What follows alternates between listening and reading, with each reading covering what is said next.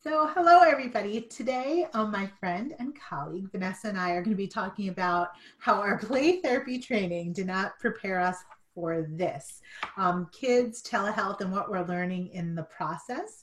So, that's what we're really going to focus on today. We're going to take an hour, about an hour, to talk about all the interesting things that we have been learning along the way.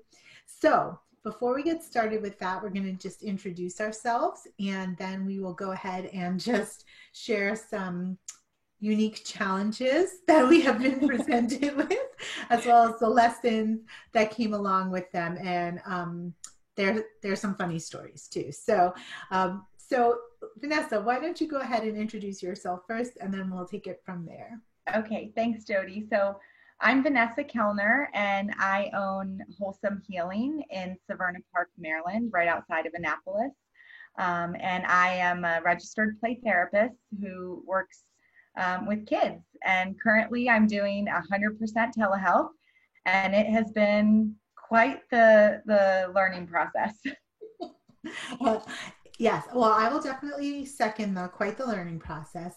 I'm Jody Mullen. I am a professor at SUNY Oswego in the Counseling and Psych Services Department and the Director of Integrative Counseling Services. I'm a licensed mental health counselor as well as a registered play therapist supervisor. So Vanessa and I get together to talk about all sorts of things, replay therapy in children all the time, but this is different. So, and right now, again, like Vanessa said, all of the children that I'm currently seeing for counseling who typically would receive play therapy services are all telehealth at this point. So for me, that is all video conferencing. For you too, Vanessa? Yep, same. Yep.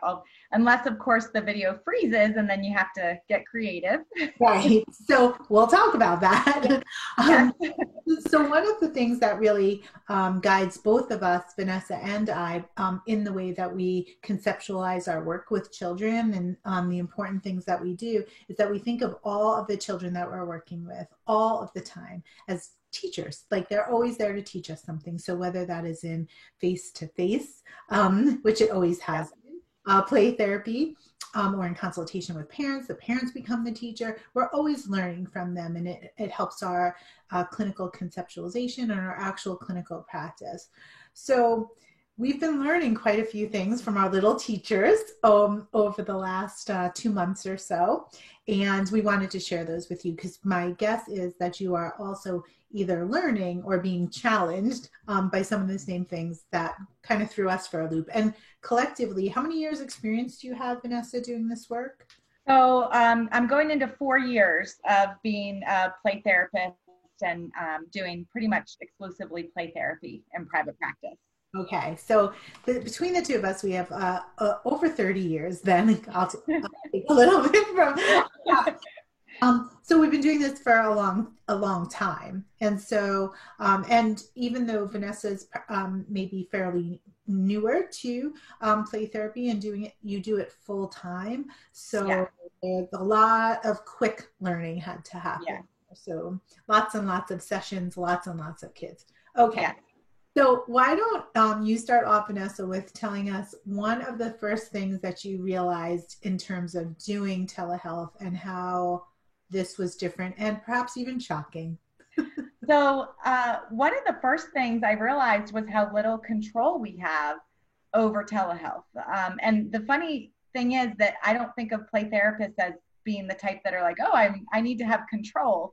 Mhm. But we do have so much control in the playroom because of just the natural boundaries and limits of the playroom. But virtually, you really don't have very much control over what's happening. Yeah. And one of the biggest, I guess I'll share a story.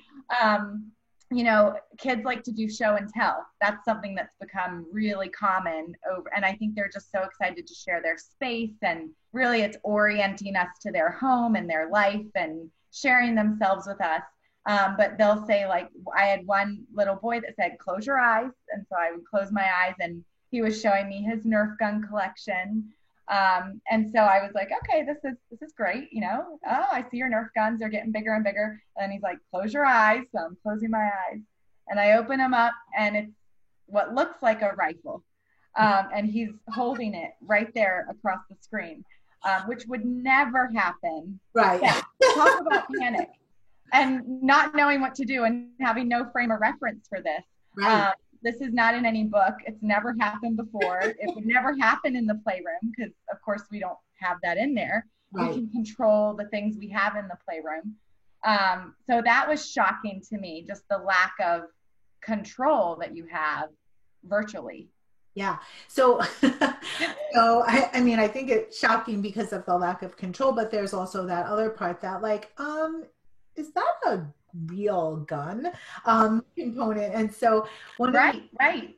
Yeah. I mean, one of the things that we realized after a very short time is that you have to be prepared if they're doing show and tell, if they're going on a scavenger hunt, because I've seen a lot of play therapists and other counselors, kinds of counselors advocate for these kind of scavenger hunts in their home, is that you don't know what they're going to come back with. You don't know what they're going to show you. And that is very different than in the playroom, which is a setting that we've designed, that we have control over. And obviously we're going to get thrown for a loop here and there in the playroom, but this is a little bit different. So what did you do? Well, I first said, I'm going to need you to put that down. Mm-hmm. And he was like, oh, well, it's not loaded. Turns out it was a pellet gun. But in the moment, I didn't know that. In the moment, it was, just a gun. And he was like, well, it's not loaded. And I was like, okay, I'm still going to need you to put that down. Mm-hmm. And we continued the session because he did put it down. Yeah. And so I felt like, okay, we're safe for now. But I did tell him, I'm going to have to, this is one of those things, I'm just going to have to chat with your mom about making sure it's safe and somewhere where you can't reach it. And it ended up, I talked to mom. She said it was a pellet gun. She said she would put it up high out of his reach, and it was okay. But in that moment, it was really scary.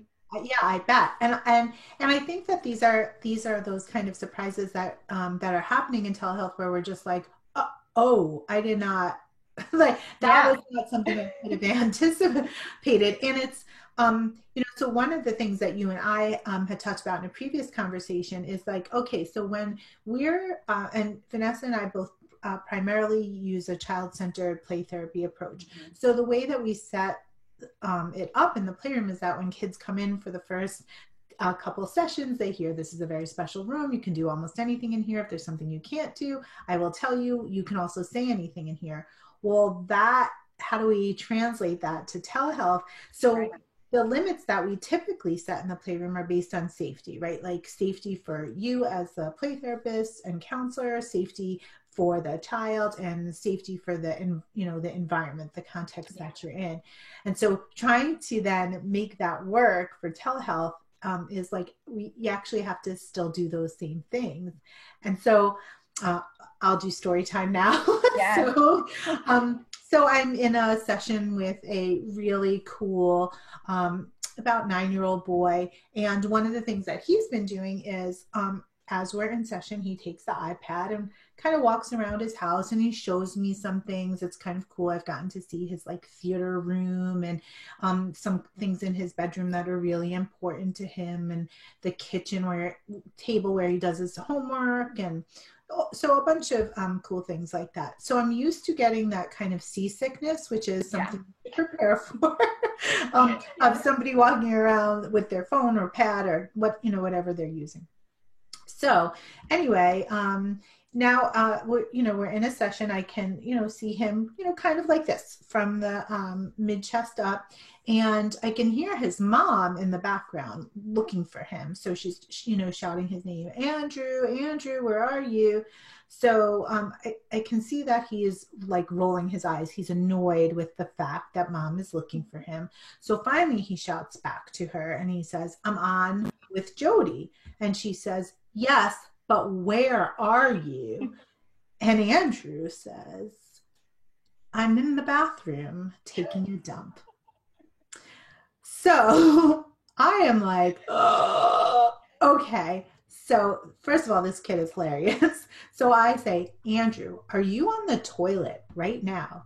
And he says, yes, But then, so I say, so hang up and just call me back when you're through, after you're done doing your business, flushing the toilet, washing your hands. Just call me back because this is not appropriate. And he goes, no, no, no, Jody, it's actually fine because you can only see me from the chest up. And I said, that is true, but going to the bathroom is a private thing, right? Again, something that wouldn't typically happen in a play therapy session.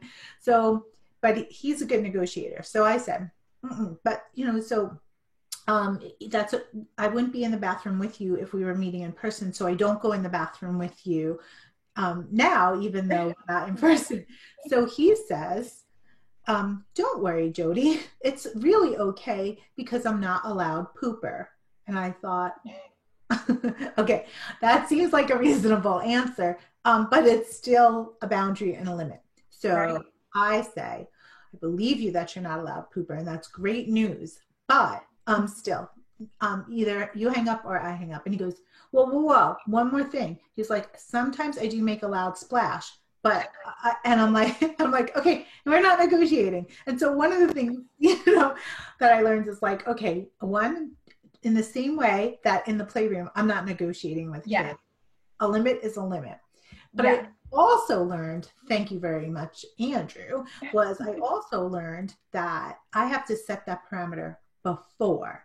Otherwise, I'm going to keep winding up in the bathroom with kids. Yeah, that's so true. Yeah. Because they do take you on a tour, and that's really common. And you have no idea where you're going to end up. No, or what the circumstance of where you will end up are, or what in scavenger hunt kind of mode, show and tell, what they're going to find and what they're going to tell. Right. Yeah. And in the container of the playroom, we have like you said, a lot more control, but those, like some of those really more intimate things, which we did, not myself, but someone on my staff had a little girl find something that was very like intimate and sexual of her parents, and she showed that, didn't know what it was, but showed that. And same where like just the person on my staff was like completely thrown by that. So one of the things that I think you can do, like I want you to have a takeaway and not just our ridiculous stories. Is one of the things that I think you can do is beforehand, before starting a session, and maybe even or if this is a new client to you or new to telehealth, and then maybe even reminding them is that like it's okay to take a walk around the house as long as you're respecting other people's privacy and things. Yeah, that might be one way to say it. The other is, now I've started to say, again, thank you, Andrew, is that before every telehealth session, I say to the kids, if you need to take a bathroom break, all you're going to do is hit the X and then have your parent or caregiver contact me right back, and I will be waiting for you. Yes. You're going to hit the X, or else I'm going to hit the X. So, but I wouldn't have known to do that because I wouldn't have thought I could take me into the bathroom with them. But then you see on some of the social media adults doing the same thing. Yes. Yes. In their Zoom meetings. So why wouldn't a child do that? Yeah. Yeah. And they don't think of it because it's a device and they're just taking us around their home. Like I had one child that was like, I'm going to sneak up on my mom. And I just was like, please let her have clothes on. Please. Like, because, it was in that moment, like they're just showing you, and she did. But yeah, that's such a good point of setting the limit ahead of time, just like you do in the playroom. Yeah. Orienting them to virtual. Right.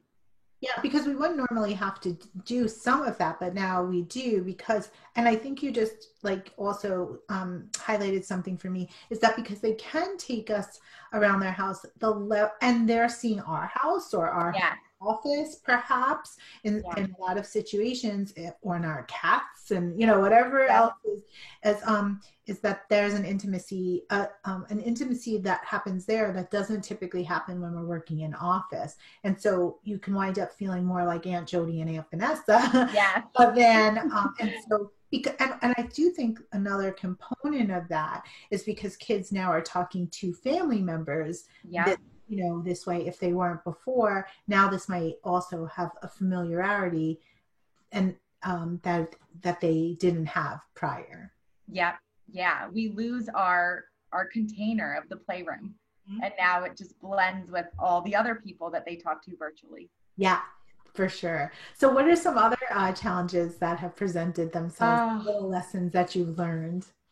so screen sharing has been a big one. So as I'm getting more computer savvy, I'm realizing there's all sorts of cool things that you can do to get a glimpse into their world Right. virtually, which is awesome. But it's also, it presents new challenges. So screen sharing, when they allow you to view their screen and then they're in control of what they're looking at on the internet. And, you know, that has presented some challenges too. And again, I had a situation and it was kind of like hide and seek. Let me show you what I'm looking at online. And a little girl ended up pulling up some inappropriate pictures, which was, again, one of those shocking moments of, and you have to kind of orient yourself to like what's happening right now. Right. Yeah, I did not prepare for that. Yeah, it was. Yeah, exactly. Right. And it's hard in those moments because you haven't, you know, when it comes up like that suddenly and you haven't said it beforehand, you have to all of a sudden be like, how do I really firmly set the limit now so it doesn't go too far, you know? And then also protect the relationship and keep the child in control and not let them feel shamed or like they've done anything wrong. Right. So that's challenging. Yeah. So the screen sharing has presented some challenges with that. Surely. So I think that one is the surprise of it. It's like we're not prepared, right? Because we haven't really done this before. And even though I've used telehealth with some other clients that I have, those were all teenagers or adults where you didn't have to quite lay out those parameters. And then I think too is from a child-centered point of view, we don't go in thinking this kid is going to test this limit, that limit, and the other. And so to go in and say, it wouldn't be in our kind of makeup, right? To go in and say like, and one thing you can't do, just so you know, before we get started, is you can't show me anything, anything inappropriate if we're doing screen sharing. But I think we have to do that now. Yeah.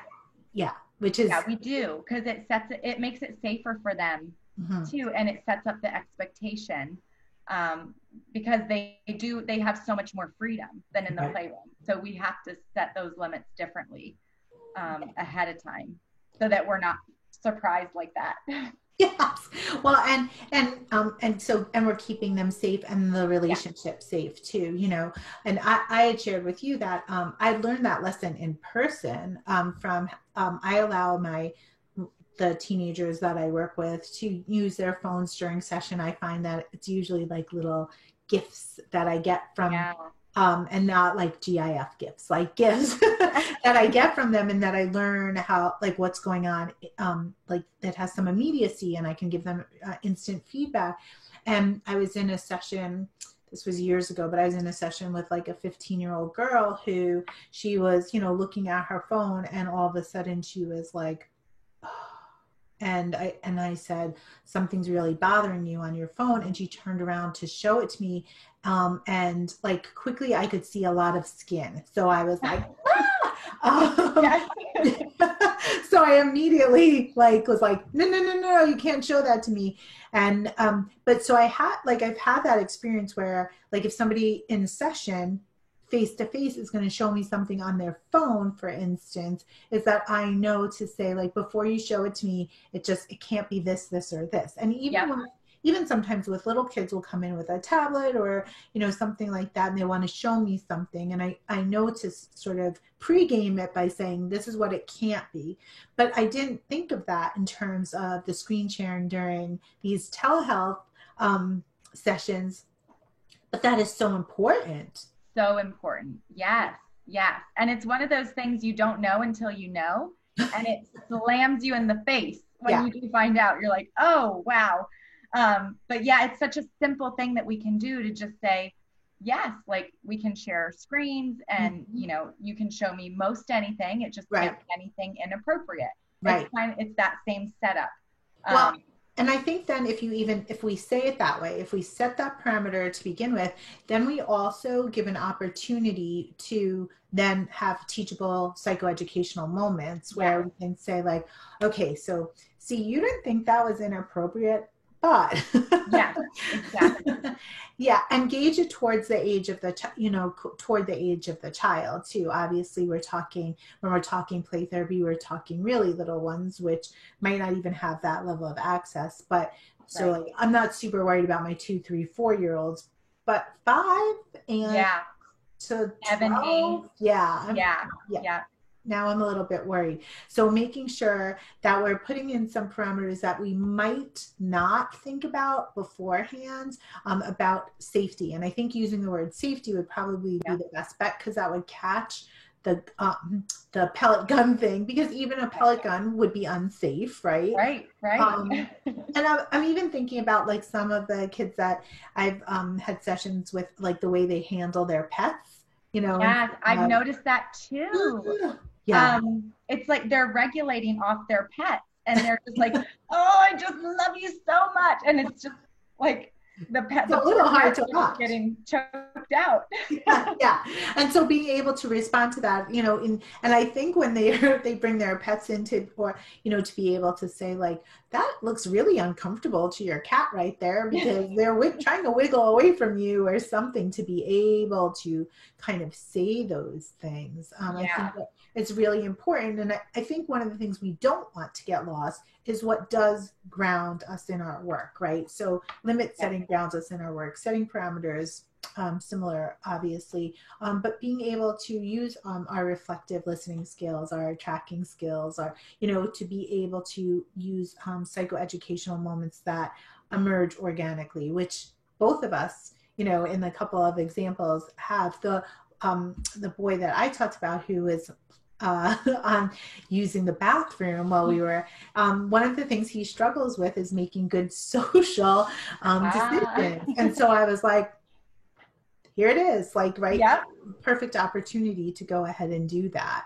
So that worked out pretty good, but I had to remind him then the next time that if you need to go to the bathroom, that just take a break. You won't, and the other thing that I add in, and I think this is kind of important, is you won't lose any time.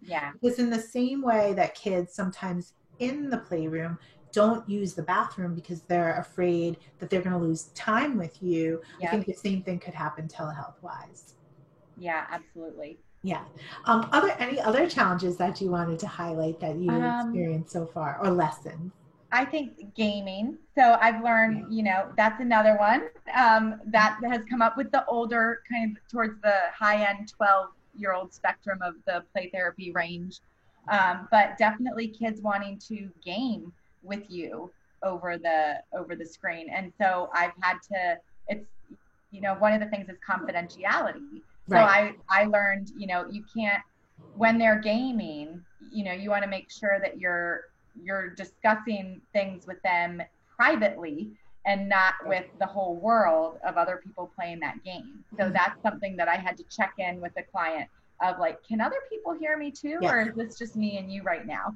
So that was, you know, and one of the things that you can do is you can do a phone call and mute the screen. So that your video conference is just watching, and the talking is happening over the phone. So I found some little tricks and carried on how to do that. So that's helpful, because then it's definitely private. It's definitely private then, I was worried I had a similar thing happen, and I was worried about that same thing, and like how to set that up. And I'm just lucky I have a 16-year-old video game consultant that lives in my home.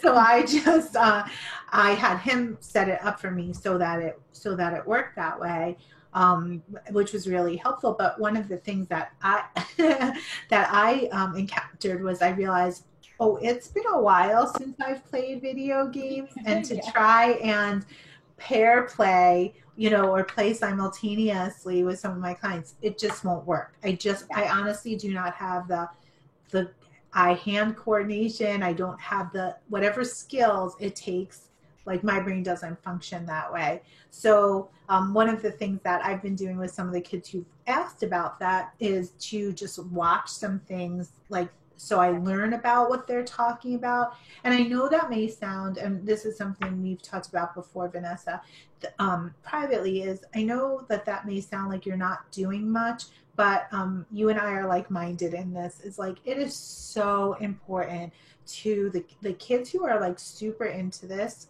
You like, they need to be heard about it. It's so important to them. Yeah. And so even if we get on, try to get on, and then we can't play the game because I'm 50. I mean, I think is the reason. Is that I can still demonstrate that I really care about what is important to this child, and still allow the child to be in the position of the expert and teaching me about the game without having to play it. That's another thing that has definitely been a challenge and a lesson that I've learned, is like, oh, I can still do this without having to actually play the game with them. Yeah, and it's amazing how our play therapy skills can translate to watching someone play a video game. Because really, you're getting this glimpse into their world. Because they, and especially with things like Roblox, which I had never even seen it until a child taught me. But they're literally creating a world. It's almost like a virtual sand tray. They're creating a world, and you're able to reflectively respond to that world. Yeah. And, in this one case, she was building these brick walls and then tearing them down. And this is a child with trust issues. And so she was building this home for a pet. Yeah. And she would build the brick walls and then tear them down, and then build them higher and stronger and then tear them down. And so there was so much that could be done just with that. Right. And if I would have, shut that down and been like, oh, well, we're not going to play video games right now, we would have missed all of that. So I think it is important to not look at it as them just playing video games while we passively watch. Like, we're very actively in it with them. Yeah. And reflecting that experience. And I think that's really important too, to be able to share during parent consult. And I think that some of these unfortunate maybe lessons that we've learned could be if we talk with parents about, like, this is our plan, this is what we intend to do. And so anything that you don't want your child to, like, if we're going to have them go on a scavenger hunt, for instance, so anything you don't want your child to put their hands on and show us, just please let your child know this is off limits to when you're doing your scavenger hunt with Jody. So that is one of the things that I learned too, is that if I'm going to use an intervention at all, is that, or I think I'm going to use an intervention, because sometimes the kid's going to be like, yeah, no, I don't want to do that. And then I'm going to be like, okay, well, what do you want to do? But if I'm going to use the scavenger hunt intervention, then I've been preparing parents. So beforehand, I'll let the parent know, like, this is my plan for next week. And so if there's rooms you don't want them to go into during the scavenger hunt, like yours, I would want my kid to go through in my office room, or my bedroom. It's personal to me. So just close the doors and let them know that that's not part of the scavenger hunt. And then when I'm introducing that intervention to the child, I can say, like, so mom or dad or your moms, they closed off certain rooms that you can't do the scavenger hunt in. So it's just your playroom and, the kitchen. Or whatever. And of course, if you're going in the kitchen, nothing sharp, because that would be dangerous. So it's like all these things that that we have to think about that we typically didn't. So so if you're doing like the screen sharing and playing the video game, same thing. What are some of the parameters that you can tell parents about, so they're not like, I can't believe this passes. I know, right? For therapy. Yeah. Yep.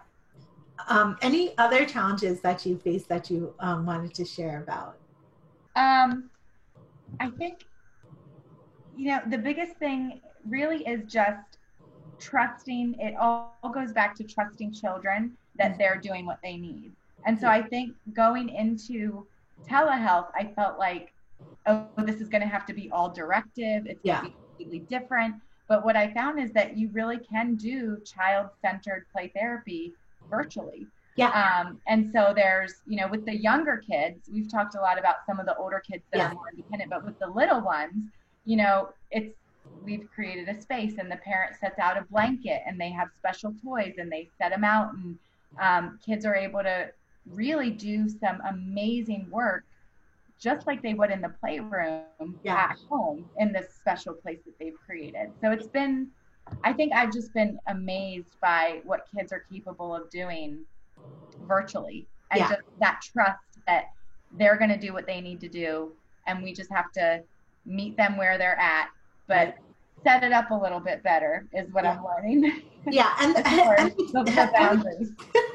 Well, and the delight in that. And so if you're doing like what would be more of a typical child-centered play therapy session, and you're just observing and engaging virtually, but they're still doing, their thing, I think in some ways, well, obviously that's a lot easier than the like some of the things that we've talked about were emerging and we were like, but at the same time, I think also preparing parents, because they're not, sometimes they're in the playroom with us, but there's many times that they're not. And so preparing them for what that's like. And I have found a challenge that I typically don't deal with because I see children individually.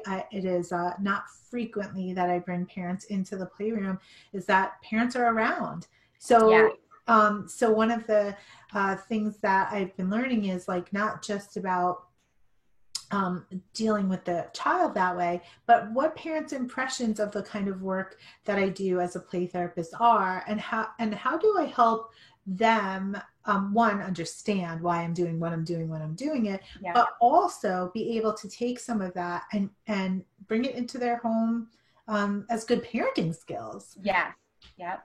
Yeah. So, and some of what they're hearing is disturbing. So we're used to watching kids have battles and blow people to pieces. Right. But now there's parents in the room listening to their sweet little 4-year-old say that they just shot a cannon and blew somebody to pieces. So yeah, parents are observing what is normally a private experience between us and the child, because the little ones need that help. Right. With the computer and the volume and things like that. So that's kind of new and different. Yes. And I don't know that I would leave my 4-year-old alone with my iPad if it was exactly. mine.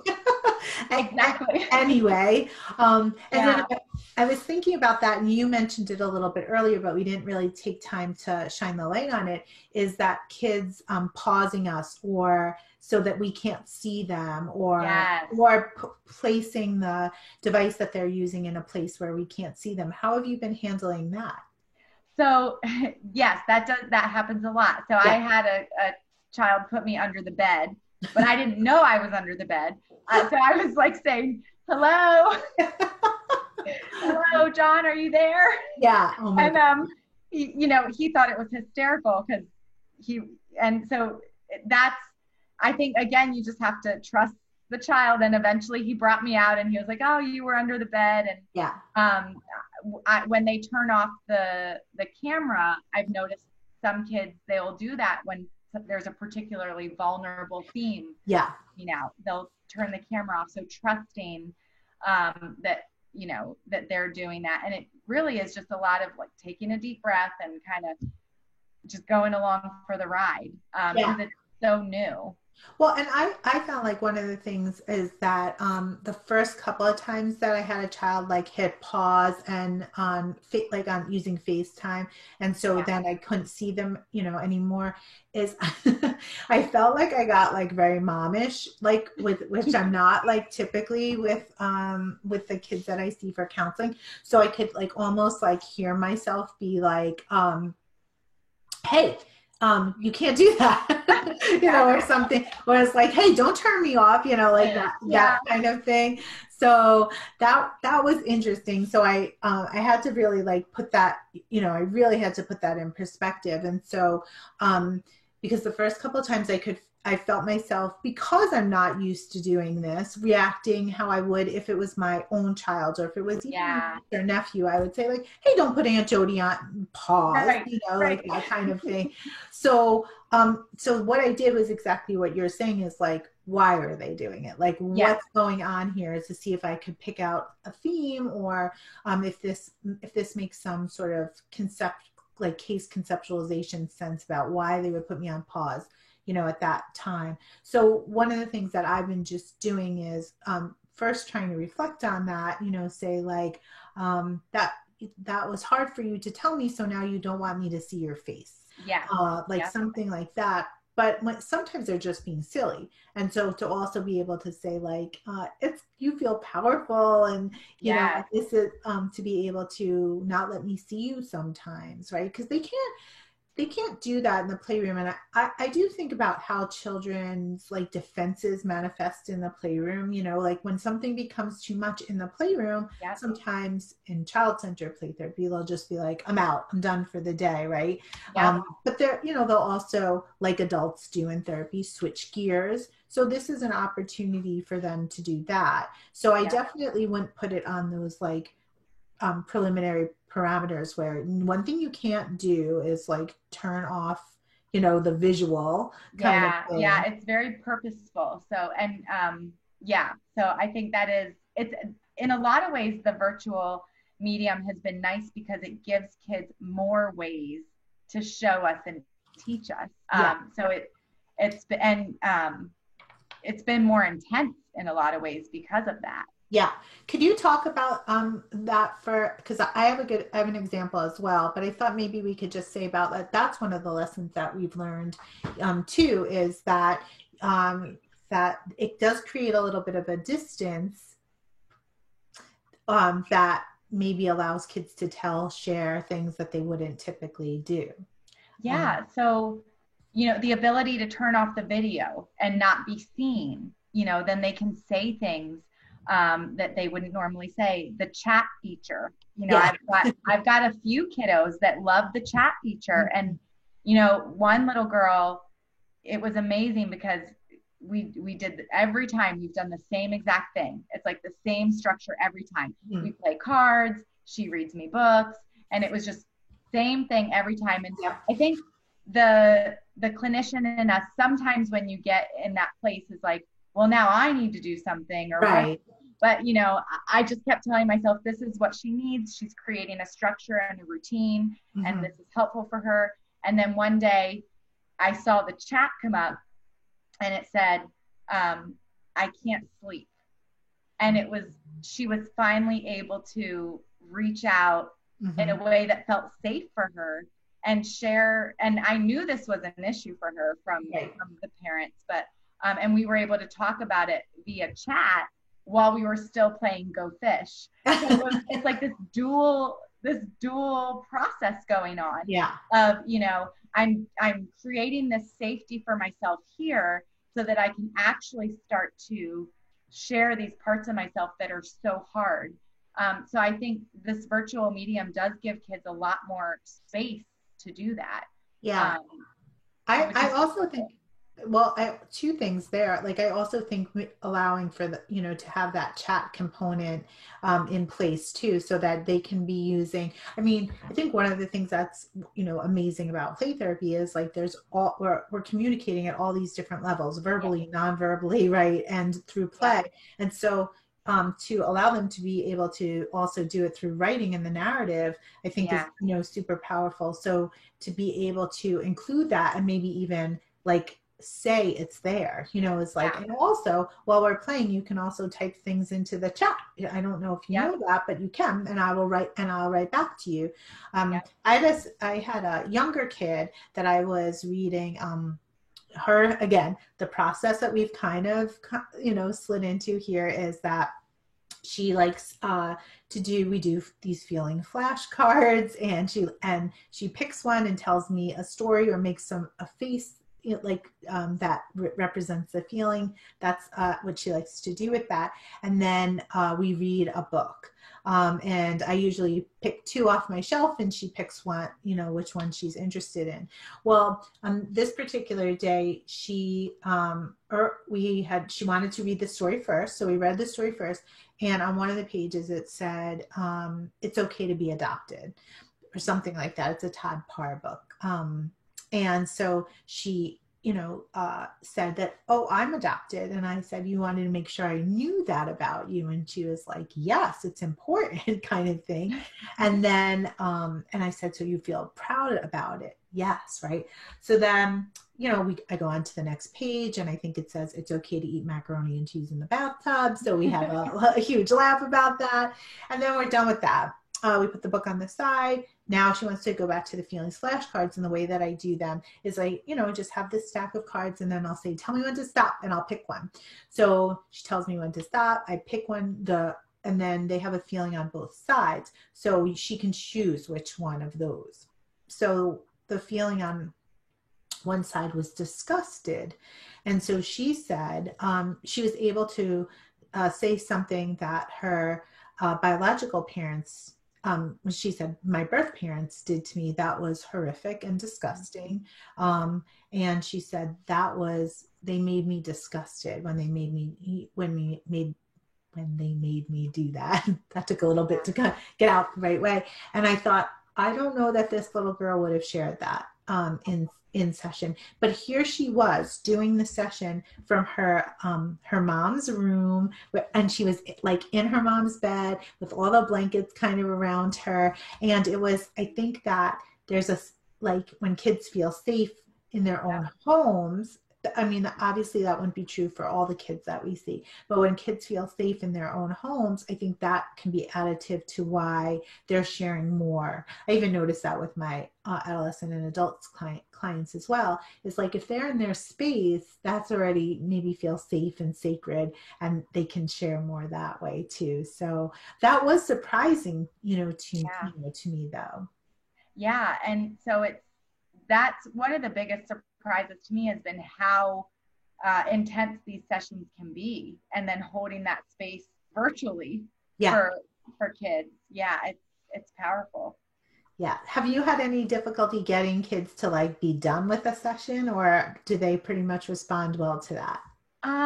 So they pretty much respond well to that. Sometimes they, I can tell they're not ready, or they still want to show me one more thing, or they want to finish something, but it's pretty similar to the playroom. I've noticed the younger kids, their tolerance.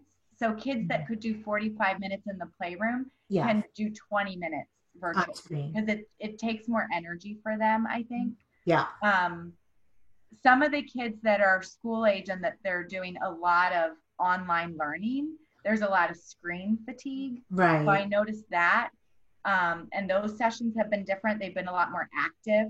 Yeah. Where we're jumping around and going upside down and doing kind of wacky things, because that's what they need in that moment. Right. But I haven't noticed too much problem with ending. Yeah. The reason why I asked is because I have some kids who are, they're stalling kind of it that we deal with all the time, but others who it's just an etiquette thing and it's super abrupt. So I'll say so our time is just about up, and they'll go, okay, bye. And I'm like, wait, I need to talk to your parent to make the kind of thing. So I think having an expectation, if you haven't already had this happen, that, there's going to be there is going to be screen fatigue. And if you're used to seeing a child for a certain amount of time, half hour, 45 minutes, whatever it is that it may be less. And so using that time to do parent consults, or say I don't know if you were listening, but is there anything that was surprising to you, or help the parents process what they heard? If they did hear that really adorable, sweet little 4-year-old that they have killing babies in in their play. So I think using that time for that, but also one of the things that I've been doing is when I first get on, thank you kids for this lesson, when I first get on, I schedule their next appointment just in case they kick me off quick at the end. Because they do hit that button so fast. Yeah. And I have one that thinks it's hilarious, because I called back the first time and I was like, wait, you didn't give me a chance to really say goodbye. Right. And I said, and I didn't get a chance to make your next time with your mom. And she's a really feisty little 6-year-old. She says, well, I'll have my mom call you back. And I said, well, you can, and she did it again. And then I called back again, and she's like cracking herself up. So now I realize we created a game. Right. And so, so yeah, just being kind of, and again, being patient about that. And I don't want to slip out of my role. And I think that, that gets a little bit more complicated because I'm in my safe space too. I'm in, my office in my home where I feel more comfortable, and I have my slippers on versus my, shoes or boots, and, all those kind of things that I think can, on their end, can make it feel more intimate, and can look more intimate on our end, but we have to be careful not to slip out of our roles. And I think that's one of the things that that I'm constantly being reminded of too. Yeah, absolutely. One of the things I am enjoying, and is seeing their pets and seeing their rooms, and meeting, if I've never met their sister before and they drag their sister, and like things like that. Have you been having that happen as well?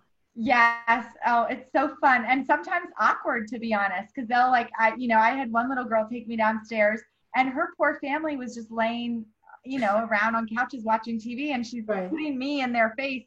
This is my brother.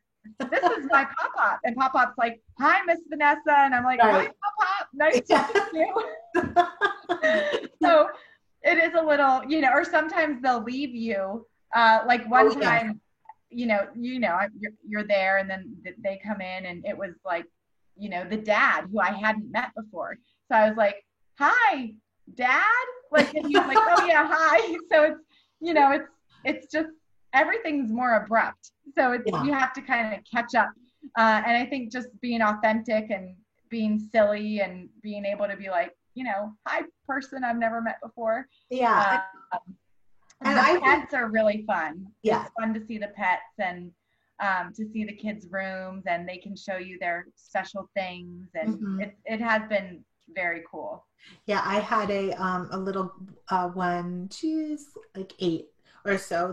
She was showing me, she takes piano lessons. So she's like, oh, now you can see me play piano. So she plays piano, and then she says to me, do you play any instruments? And I said, I do not play any instruments. I said, you were really curious if I know what that's like. And she said, well, do you have any instruments? And I could have lied, right? Like, I could have said, no, I do not have any. But we have a ton because my daughter's a musician. So, so I said, actually, I have lots of instruments in my house. So she said, what are they? And I said, oh, you feel like you need to know each and every one. So I said, well, we have a piano, we have a guitar, we have bongo drums, regular drums, a clarinet, and she said, well, I'd like to hear you play the guitar. And I said, well, I don't know how to play the guitar. And she said, go get the guitar. Just like that. So I was like, you know what? I'm going to get the guitar. And next thing I know, I'm jamming on the guitar, singing. We wrote a song together. She played the piano. I played the guitar, which I literally probably have not picked up a guitar since 8th grade. And it was so awesome because it really had that same feel of the playroom. Was like, let's see what emerges. And so then at the end of that session, she was like, hey, next time, can you make sure you have as many of your instruments as you can in your office, so we can do more than just guitar and piano. I love it. Yeah, absolutely. Absolutely. And so cool. Yeah, to be able to do some things that I wouldn't be able to do. Right? Because I'm not going to keep my daughter's guitar in my playroom.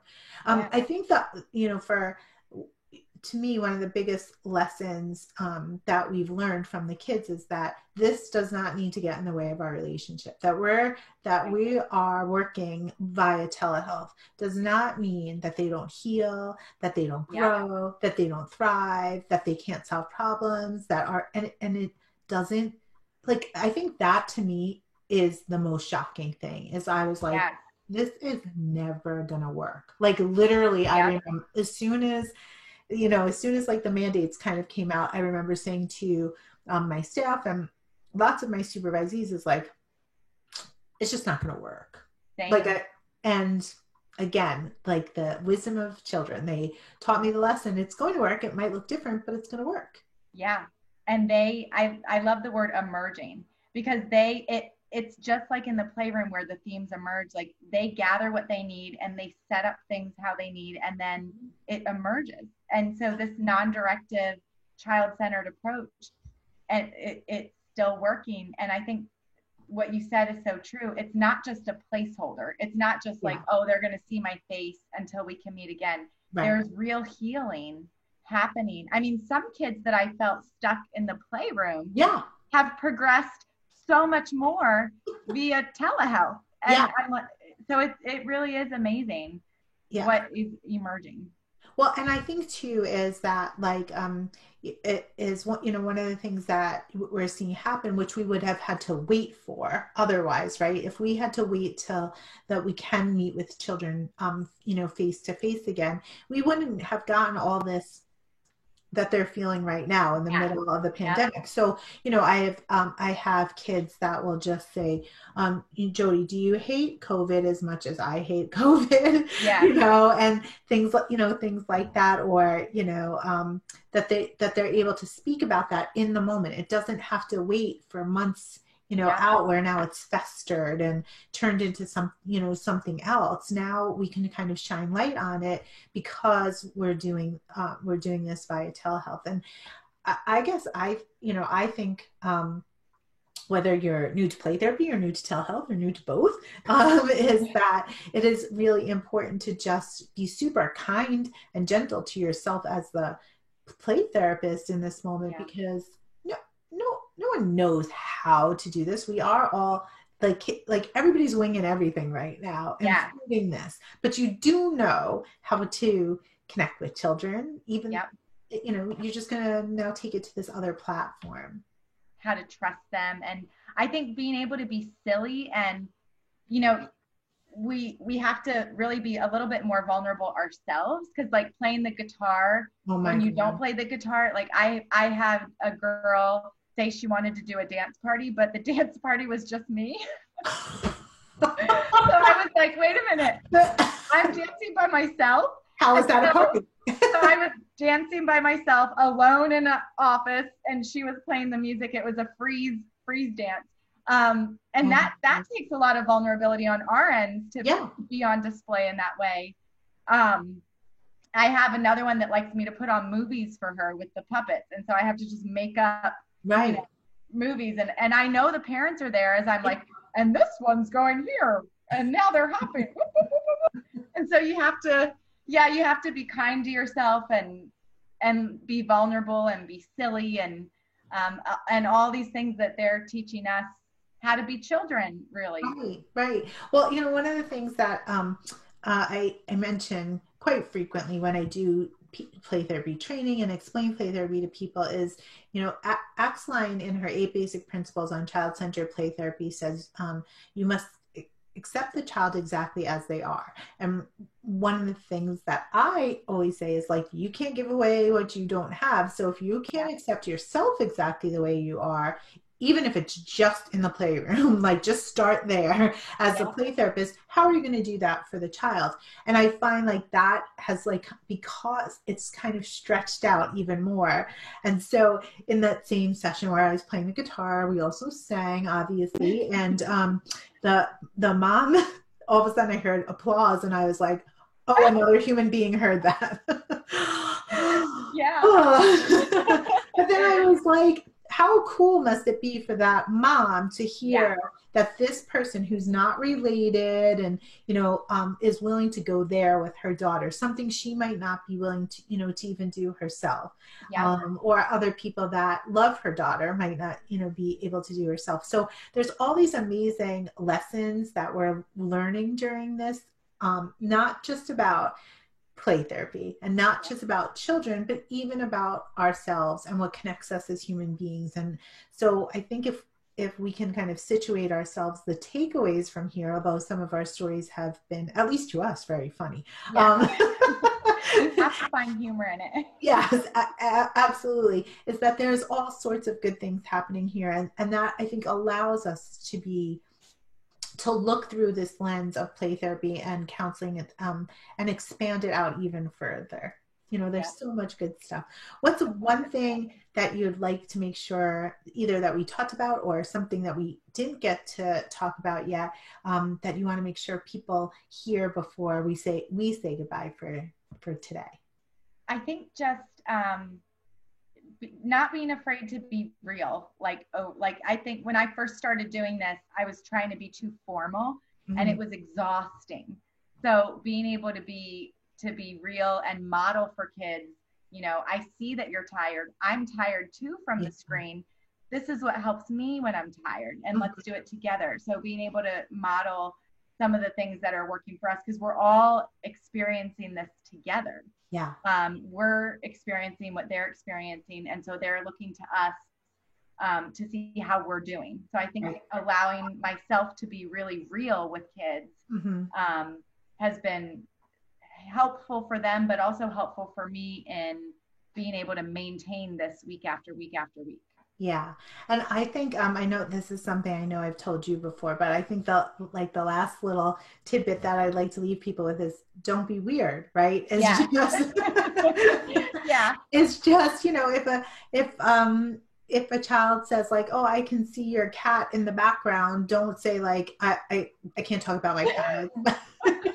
Like you said, oh yes, that's butterscotch, you know, like you don't have to be weird about it, or, you know, so you get to be yourself, and that's really important, because that's what allows them to be their selves. So without obviously crossing any boundaries or that kind of thing. So there it is. Vanessa and I wanted to give you an hour of just some of the lessons that we've been learning, and encourage you to be open to those lessons and realize it is not very graceful here in the moment, but that's okay, right? Because there is really no good, in place plan for how to do play therapy via telehealth during a pandemic. It's not been done before.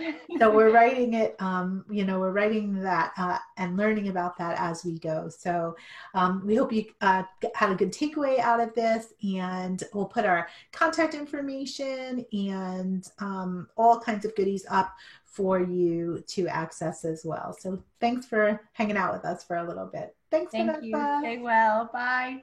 Bye.